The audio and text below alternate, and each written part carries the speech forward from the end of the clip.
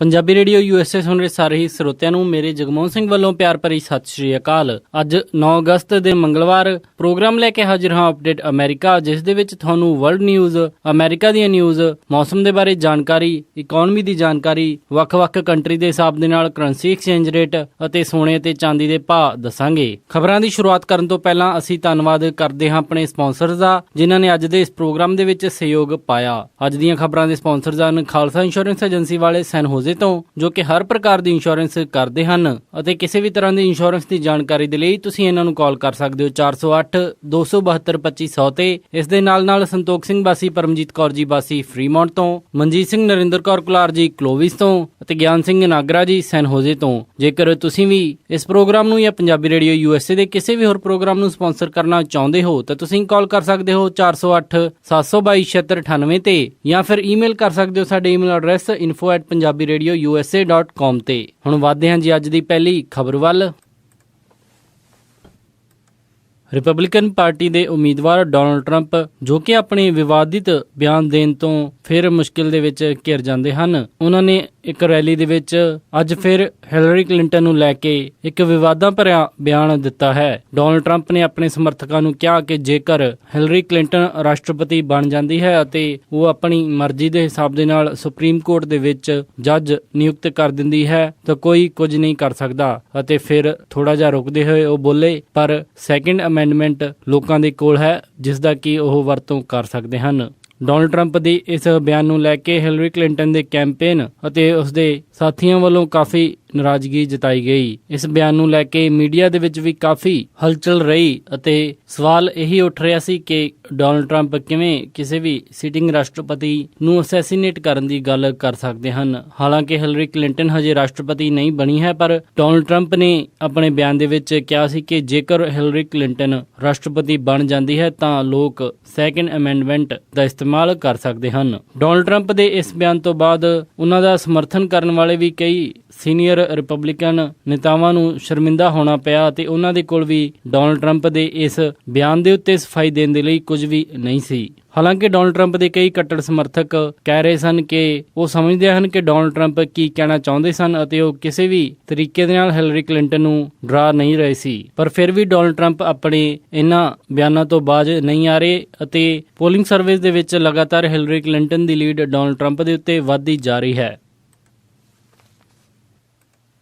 Rio Olympics 2016 ਦੇ ਵਿੱਚ Michael ਫੈਲਪਸ record ਤੇ ਰਿਕਾਰਡ ਬਣਾਉਂਦੇ ਜਾ ਰਹੇ ਹਨ। ਮਾਈਕਲ ਫੈਲਪਸ ਨੇ ਅੱਜ ਆਪਣੇ ਕਰੀਅਰ ਦਾ ਓਲੰਪਿਕਸ ਦੇ ਵਿੱਚ 21ਵਾਂ 골ਡ ਮੈਡਲ ਜਿੱਤਿਆ। ਮਾਈਕਲ ਫੈਲਪਸ ਨੇ 200 ਮੀਟਰ ਬਟਰਫਲਾਈ ਫਾਈਨਲ ਜਿੱਤਣ ਤੋਂ ਬਾਅਦ ਪੁਰਸ਼ਾਂ ਦੀ 4x200 ਮੀਟਰ ਫ੍ਰੀ ਸਟਾਈਲ ਰਿਲੇ ਵੀ ਜਿੱਤ ਕੇ 골ਡ ਮੈਡਲ ਆਪਣੇ ਨਾਮ ਕੀਤੇ। ਅੱਜ ਜਿੱਤੇ ਦੋਨੇ ਮੈਡਲਾਂ ਤੋਂ ਬਾਅਦ ਮਾਈਕਲ ਫੈਲਪਸ ਦੇ ਕੋਲ ਹੁਣ ਕੁੱਲ 21 골ਡ ਮੈਡਲ ਹੋ ਚੁੱਕੇ ਹਨ ਅਤੇ ਉਹਨਾਂ ਦੀ ਕੁੱਲ ਮੈਡਲ ਦੀ ਸੰਖਿਆ ਵੀ ਕਾਫੀ ਹੋ ਚੁੱਕੀ ਹੈ। ਦੱਸਿਆ ਜਾ ਰਿਹਾ ਹੈ ਕਿ ਬਹੁਤ ਸਾਰੇ ਦੇਸ਼ ਕੁੱਲ ਗਿਣਤੀ ਦੇ ਵਿੱਚ ਵੀ ਉਹਨਾਂ ਜਿੰਨੇ ਮੈਡਲ ਨਹੀਂ ਲੈ ਪਾਉਂਦੇ। ਜੇ ਮੈਡਲ ਟੈਲੀ ਦੀ ਗੱਲ ਕਰੀਏ ਤਾਂ ਇਸ ਸਮੇਂ ਅਮਰੀਕਾ ਨੰਬਰ 1 ਦੇ ਉੱਤੇ ਚੱਲ ਰਿਹਾ, ਜਿਸ ਦੇ ਕੋਲ 9 골ਡ ਮੈਡਲ ਹਨ, 8 ਸਿਲਵਰ, 9 ਬ੍ਰੌਂਜ ਮੈਡਲ ਅਤੇ ਕੁੱਲ 26 ਓਲੰਪਿਕ ਦੇ ਮੈਡਲ ਅਮਰੀਕਾ ਦੇ ਕੋਲ ਹਨ। ਚਾਈਨਾ ਦੂਸਰੇ ਨੰਬਰ ਦੇ ਉੱਤੇ 8 골ਡ ਮੈਡਲ ਲੈ ਕੇ ਬਣਿਆ ਹੋਇਆ ਹੈ ਤੇ ਇਸ ਦੇ ਕੋਲ 3 ਸਿਲਵਰ ਅਤੇ 6 ਬ੍ਰੌਂਜ ਮੈਡਲ ਹਨ। ਕੁੱਲ ਸੰਖਿਆ ਚਾਈਨਾ ਦੇ ਕੋਲ ਮੈਡਲਸ ਦੀ 17 ਹੈ। ਤੀਸਰੇ ਨੰਬਰ ਦੇ ਉੱਤੇ ਹੰਗਰੀ 4 ਮੈਡਲ ਅਤੇ ਆਸਟ੍ਰੇਲੀਆ ਚੌਥੇ ਨੰਬਰ ਦੇ ਉੱਤੇ 4 ਮੈਡਲ ਲੈ ਕੇ ਬਣਿਆ ਹੋਇਆ ਹੈ। ਓਲੰਪਿਕ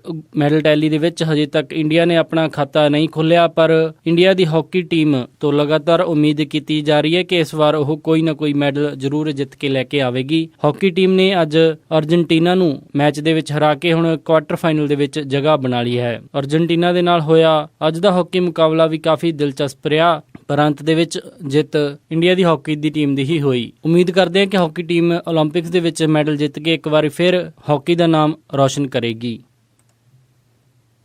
US ਸਟੇਟ ਡਿਪਾਰਟਮੈਂਟ ਦੀ ਅੱਜ ਹੋਈ ਇੱਕ ਫਾਈਨਲ ਡੀਲ ਦੇ ਵਿੱਚ US ਨੇ $1.15 ਬਿਲੀਅਨ ਦੇ ਵਿੱਚ ਸਾਊਦੀ ਅਰੇਬੀਆ ਨੂੰ ਟੈਂਕ ਦੇਣ ਦੀ ਡੀਲ ਫਾਈਨਲ ਕਰ ਲਈ ਹੈ। ਇਸ ਹੋਈ ਡੀਲ ਦੇ ਵਿੱਚ 130 Abrams battle tank, 20 armoured recovery vehicle ਅਤੇ ਇਸ ਦੇ ਨਾਲ ਹੋਰ ਜੰਗ ਦਾ ਜ਼ਰੂਰੀ ਸਮਾਨ ਸਾਊਦੀ ਅਰੇਬੀਆ ਨੂੰ $1.15 ਬਿਲੀਅਨ ਦੇ ਵਿੱਚ ਵੇਚਿਆ ਜਾਵੇਗਾ। ਦੱਸਿਆ ਜਾ ਰਿਹਾ ਕਿ ਲਾਅ ਮੇਕਰਜ਼ ਨੂੰ ਇਹ ਡੀਲ ਰੋਕਣ ਦੇ ਲਈ 30 ਦਿਨ ਦਾ ਸਮਾਂ ਹੋਵੇਗਾ, ਹਾਲਾਂਕਿ ਇਸ ਦੀ ਕੋਈ ਵੀ ਸੰਭਾਵਨਾ ਨਹੀਂ ਲੱਗਦੀ ਹੈ। US ਜਸਟਿਸ ਡਿਪਾਰਟਮੈਂਟ ਨੇ ਪੁਲਿਸ ਡਿਪਾਰਟਮੈਂਟ ਦੇ ਲਈ ਇੱਕ ਨਵਾਂ ਸਿਸਟਮ ਲਾਗੂ ਕਰਦੇ ਹੋਏ ਇਹ ਹਦਾਇਤ ਦਿੱਤੀ ਹੈ ਕਿ ਹੁਣ ਪੁਲਿਸ ਨੂੰ ਉਹਨਾਂ ਦੇ ਅਰੈਸਟ ਆਪਰੇਸ਼ਨ ਦੇ ਵਿੱਚ ਹੋਈ ਕਿਸੇ ਵੀ ਡੈਥ ਦਾ ਪੂਰਾ ਬਿਊਰਾ ਜਸਟਿਸ ਡਿਪਾਰਟਮੈਂਟ ਨੂੰ ਦੇਣਾ ਹੋਵੇਗਾ। ਇਸ ਨਵੇਂ ਸਿਸਟਮ ਦੇ ਮੁਤਾਬਿਕ ਹੁਣ US ਜਸਟਿਸ ਡਿਪਾਰਟਮੈਂਟ ਹਰ ਇੱਕ ਉਹ ਕਿਲਿੰਗ ਦੀ ਕਾਊਂਟਿੰਗ ਰੱਖੇਗਾ ਜਿਸ ਦੇ ਵਿੱਚ ਪੁਲਿਸ ਅਫਸਰ ਸ਼ਾਮਿਲ ਹੋਵੇ। US ਜਸਟਿਸ ਡਿਪਾਰਟਮੈਂਟ ਨੇ ਕਿਹਾ ਕਿ ਮੀਡੀਆ ਤੋਂ ਆਈਆਂ ਰਿਪੋਰਟਾਂ ਜਾਂ ਫਿਰ ਕੋਈ ਹੋਰ ਏਜੰਸੀਜ਼ ਤੋਂ ਆਈਆਂ ਰਿਪੋਰਟਾਂ ਇੰਨੀਆਂ ਸਹੀ ਸਾਬਿਤ ਨਹੀਂ ਹੁੰਦੀਆਂ, ਇਸ ਕਰਕੇ ਉਹ ਇਸ ਪੂਰੇ ਮਾਮਲੇ ਦੇ ਉੱਤੇ ਨਿਗਰਾਨੀ ਰੱਖਣ ਦੇ ਲਈ ਹੁਣ ਪੁਲਿਸ ਡਿਪਾਰਟਮੈਂਟ ਨੂੰ ਇਸ ਸਿਸਟਮ ਦੇ ਅੰਦਰ ਲੈ ਕੇ ਆਵੇਗਾ। ਅਤੇ ਡਿਪਾਰਟਮੈਂਟ ਨੇ ਇਹ ਵੀ ਕਿਹਾ ਕਿ ਇਸ ਦੇ ਨਾਲ ਪ੍ਰੋਗਰਾਮ ਦੇ ਵਿੱਚ ਹੋਰ ਟਰਾਂਸਪੇਰੈਂਸੀ ਆਵੇਗੀ ਅਤੇ ਪੁਲਿਸ ਅਫਸਰਸ ਨੂੰ ਪੁਲਿਸ ਦੀ ਸਹੀ ਫੋਰਸ ਯੂਜ਼ ਕਰਨ ਦਾ ਮਤਲਬ ਵੀ ਸਮਝ ਆਵੇਗਾ ਅਤੇ ਇੰਡੀਵਿਜੂਅਲ ਪੁਲਿਸ ਅਫਸਰਸ ਦੀ ਅਕਾਊਂਟੇਬਿਲਿਟੀ ਵੀ ਵਧੇਗੀ। ਉਹਨਾਂ ਨੇ ਕਿਹਾ ਕਿ ਇਸ ਦੇ ਨਾਲ ਪੁਲਿਸ ਅਫਸਰਸ ਨੂੰ US ਦੇ ਸਿਟੀਜ਼ਨ ਅਤੇ ਕਮਿਊਨਿਟੀ ਦੇ ਤਰਫ ਜ਼ਿੰਮੇਵਾਰੀ ਦਾ ਅਹਿਸਾਸ ਵੀ ਵਧੇਗਾ। ਦੱਸਿਆ ਜਾ ਰਿਹਾ ਕਿ ਇਸ ਤੋਂ ਪਹਿਲਾਂ ਫੈਡਰਲ ਗਵਰਨਮੈਂਟ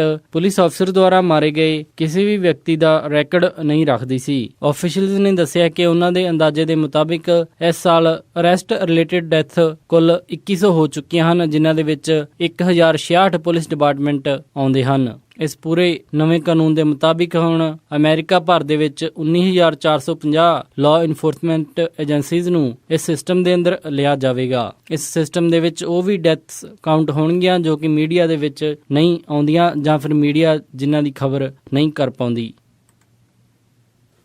ਟੈਨੇਸੀ ਦੇ ਵਿੱਚ ਹੋਈ ਇੱਕ ਸ਼ੂਟਿੰਗ ਦੀ ਘਟਨਾ ਦੇ ਵਿੱਚ ਲਾਅ ਇਨਫੋਰਸਮੈਂਟ ਏਜੰਟ ਨੂੰ ਗੋਲੀ ਵੱਜੀ ਅਤੇ ਉਸ ਦੀ ਮੌਕੇ ਦੇ ਉੱਤੇ ਹੀ ਮੌਤ ਹੋ ਗਈ। Tennessee bureau of investigation TBI ਦੇ ਨਾਲ ਜੁੜੇ ਇੱਕ ਏਜੰਟ ਜਿਸ ਦਾ ਕਿ ਨਾਮ ਫਰੇਜ਼ਰ ਦੱਸਿਆ ਜਾ ਰਿਹਾ ਹੈ, ਉਸ ਦੀ ਉਮਰ 35 ਸਾਲ ਸੀ ਅਤੇ ਉਸਨੇ ਕੁਝ ਮਹੀਨੇ ਪਹਿਲਾਂ ਹੀ ਇਹ ਲਾਅ ਇਨਫੋਰਸਮੈਂਟ ਏਜੰਸੀ ਜੁਆਇਨ ਕੀਤੀ ਸੀ। ਇਸ ਹਮਲੇ ਦੇ ਦੌਰਾਨ ਫਰੇਜ਼ਰ ਆਪਣੀ ਕਾਰ ਦੇ ਵਿੱਚ ਇੱਕ ਇਨਫਾਰਮਰ ਦੇ ਨਾਲ ਬੈਠਾ ਹੋਇਆ ਸੀ ਅਤੇ ਉਸ ਤੋਂ ਸੂਚਨਾ ਲੈ ਰਿਹਾ ਸੀ। ਹਾਦਸੇ ਦੇ ਵਕਤ ਫਰੇਜ਼ਰ ਇੱਕ ਡਰੱਗ ਪਰਚੇਜ਼ ਦੇ ਉੱਤੇ ਅੰਡਰਕਵਰ ਦੇ ਤੌਰ ਦੇ ਉੱਤੇ ਕੰਮ ਕਰ ਰਿਹਾ ਸੀ ਜਦੋਂ ਕਿਸੇ ਨੇ ਰੋਬਰੀ ਦੀ ਕੋਸ਼ਿਸ਼ ਦੇ ਵਿੱਚ ਉਸ ਨੂੰ ਗੋਲੀ ਮਾਰ ਦਿੱਤੀ। ਫਲੋਰੀਡਾ ਦੇ ਵਿੱਚ ਇੱਕ ਹੋਰ ਸ਼ੂਟਿੰਗ ਦੀ ਘਟਨਾ ਦੇ ਵਿੱਚ ਇੱਕ ਪੁਲਿਸ ਅਫਸਰ ਵੱਲੋਂ ਗਲਤੀ ਦੇ ਨਾਲ ਇੱਕ ਸਿਟੀਜ਼ਨ ਦੇ ਉੱਤੇ ਗੋਲੀ ਚੱਲ ਗਈ ਜਦੋਂ ਉਹ ਟ੍ਰੇਨਿੰਗ ਅਕੈਡਮੀ ਦੇ ਵਿੱਚ ਰੋਲ ਪਲੇ ਕਰ ਰਿਹਾ ਸੀ। ਇਸ ਹੋਈ ਸ਼ੂਟਿੰਗ ਦੀ ਘਟਨਾ ਦੇ ਵਿੱਚ ਇੱਕ ਔਰਤ ਦੀ ਮੌਤ ਹੋ ਗਈ ਹੈ। ਦੱਸਿਆ ਜਾ ਰਿਹਾ ਹੈ ਕਿ ਪੁਲਿਸ ਟ੍ਰੇਨਿੰਗ ਨੂੰ ਲੈ ਕੇ ਇੱਕ ਰੋਲ ਪਲੇ ਚੱਲ ਰਿਹਾ ਸੀ ਜਿੱਥੇ ਮੈਰੀ ਨੋਲਟਨ ਇੱਕ ਪਾਰਟਿਸਪੈਂਟ ਸੀ ਅਤੇ ਉਹ ਆਪਣਾ ਕਿਰਦਾਰ ਨਿਭਾ ਰਹੀ ਸੀ। ਪੁਲਿਸ ਅਫਸਰ ਦੀ ਗਲਤੀ ਦੇ ਕਾਰਨ ਉਸ ਤੋਂ ਗੋਲੀ ਚੱਲ ਗਈ ਜਿਸ ਦੇ ਕਾਰਨ ਉਸ ਦੀ ਮੌਤ ਹੋ ਗਈ। Florida department of law enforcement ਇਸ ਮਾਮਲੇ ਦੀ ਜਾਂਚ ਕਰ ਰਿਹਾ ਹੈ। ਪੁਲਿਸ ਅਫਸਰ ਜਿਸ ਤੋਂ ਗੋਲੀ ਚੱਲੀ ਉਸ ਨੂੰ ਫੌਰਨ ਛੁੱਟੀ ਦੇ ਉੱਤੇ ਭੇਜ ਦਿੱਤਾ ਗਿਆ ਹੈ ਅਤੇ ਪੁਲਿਸ ਅਧਿਕਾਰੀਆਂ ਨੇ ਉਸ ਦਾ ਨਾਮ ਹਜੇ ਤੱਕ ਮੀਡੀਆ ਦੇ ਵਿੱਚ ਨਹੀਂ ਦੱਸਿਆ।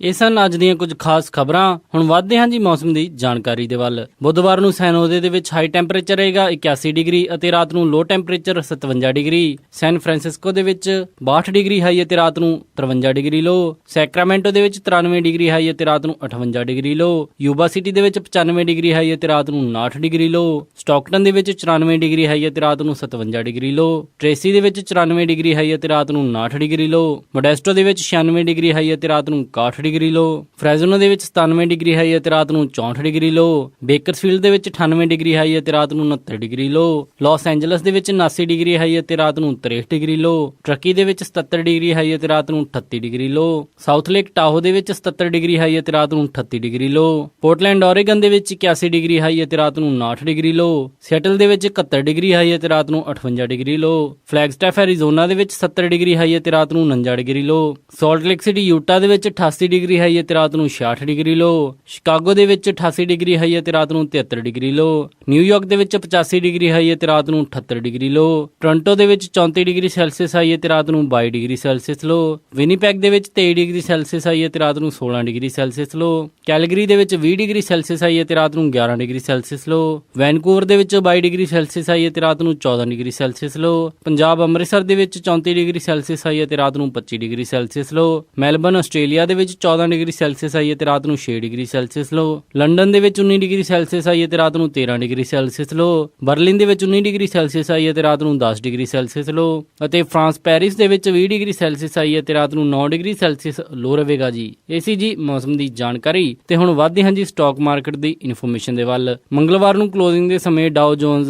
3 ਅੰਕ ਵੱਧ ਕੇ 18,533.05 ਤੇ ਬੰਦ ਹੋਇਆ। ਨੈਸਡੈਕ 12 ਅੰਕ ਵੱਧ ਕੇ 5225.48 2160 ਤੇ ਬੰਦ ਹੋਇਆ। S&P 2181.74 ਤੇ ਬੰਦ ਹੋਇਆ ਅਤੇ ਵਿਲਸ਼ਰ 5000 11 ਅੰਕ ਵੱਧ ਕੇ 22639.26 ਤੇ ਬੰਦ ਹੋਇਆ। ਅੱਜ ਦਾ ਸਭ ਤੋਂ ਮਸ਼ਹੂਰ ਸਟਾਕ ਟਾਰਗੇਟ ਕੰਪਨੀ ਦਾ ਰਿਹਾ, ਜਿਸ ਦੀ ਕੀਮਤ 72.6 ਰਹੀ। ਕਰੰਸੀ ਐਕਸਚੇਂਜ ਰੇਟ ਦੇ ਵਿੱਚ ਇੱਕ US ਡਾਲਰ ਦੀ ਕੀਮਤ ਰਹੀ 66 ਰੁਪਏ 69 ਪੈਸੇ, ਇੱਕ ਕੈਨੇਡੀਅਨ ਡਾਲਰ ਦੀ ਕੀਮਤ ਰਹੀ 51 ਰੁਪਏ 2 ਪੈਸੇ, ਬ੍ਰਿਟਿਸ਼ ਪਾਉਂਡ ਦੀ ਕੀਮਤ ਰਹੀ 87 ਰੁਪਏ 16 ਪੈਸੇ, ਇੱਕ ਯੂਰੋ ਦੀ ਕੀਮਤ ਰਹੀ 74 ਰੁਪਏ 35 ਪੈਸੇ, ਇੱਕ ਆਸਟ੍ਰੇਲੀਅਨ ਡਾਲਰ ਦੀ ਕੀਮਤ ਰਹੀ 51 ਰੁਪਏ 32 ਪੈਸੇ, ਇੱਕ ਨਿਊਜ਼ੀਲੈਂਡ ਡਾਲਰ ਦੀ ਕੀਮਤ ਰਹੀ 48 ਰੁਪਏ 6 ਪੈਸੇ, ਇੱਕ ਸਿੰਗਾਪੁਰ ਡਾਲਰ ਦੀ ਕੀਮਤ ਰਹੀ 49 ਰੁਪਏ 71 ਪੈਸੇ, ਬਹਿਰੀਨੀ ਦਿਨਾਰ ਦੀ ਕੀਮਤ ਰਹੀ 176 ਰੁਪਏ 87 ਪੈਸੇ, ਕੁਵੈਤੀ ਦਿਨਾਰ ਦੀ ਕੀਮਤ ਰਹੀ 220 ਰੁਪਏ 79 ਪੈਸੇ। ਸੋਨੇ ਦਾ ਰੇਟ $1348.5 ਪਰ ਆਉਂਸ ਰਿਹਾ ਅਤੇ ਚਾਂਦੀ $20 ਪਰ ਆਉਂਸ ਰਹੀ। ਇਸੇ ਦੇ ਨਾਲ ਖਬਰਾਂ ਦਾ ਅੱਜ ਦਾ ਇਹ ਬੁਲੇਟਿਨ ਇੱਥੇ ਹੀ ਸਮਾਪਤ ਕਰਦੇ ਹਾਂ ਜੀ, ਇਜਾਜ਼ਤ ਦਿਓ। ਉਮੀਦ ਹੈ ਕਿ ਤੁਹਾਨੂੰ ਅੱਜ ਦਾ ਇਹ ਪ੍ਰੋਗਰਾਮ ਪਸੰਦ ਆਇਆ ਹੋਵੇਗਾ। ਕਿਸੇ ਵੀ ਤਰ੍ਹਾਂ ਦੇ ਫੀਡਬੈਕ ਦੇ ਲਈ ਤੁਸੀਂ ਸਾਨੂੰ ਕਾਲ ਕਰ ਸਕਦੇ ਹੋ 408 272 5200 ਤੇ, ਜਾਂ ਫਿਰ ਈਮੇਲ ਕਰ ਸਕਦੇ ਹੋ ਸਾਡੇ ਈਮੇਲ ਐਡਰੈਸ info@punjabiradiousa.com ਤੇ। ਇੱਕ ਵਾਰੀ ਫਿਰ ਸਾਰੇ ਸਪਾਂਸਰਸ ਦਾ ਬਹੁਤ ਬਹੁਤ ਧੰਨਵਾਦ। ਮਿਲਦੇ ਹਾਂ ਜੀ ਅਪਡੇਟ ਅਮਰੀਕਾ ਦੇ ਅਗਲੇ ਅੰਕ ਵਿੱਚ। ਤਦ ਤੱਕ ਲਈ ਸਾਰਿਆਂ ਨੂੰ ਪਿਆਰ ਅਤੇ ਸਤਿਕਾਰ ਭਰੀ ਸਤਿ ਸ਼੍ਰੀ ਅਕਾਲ। ਸੁਣਦੇ ਰਹੋ ਜੀ ਪੰਜਾਬੀ ਰੇਡੀਓ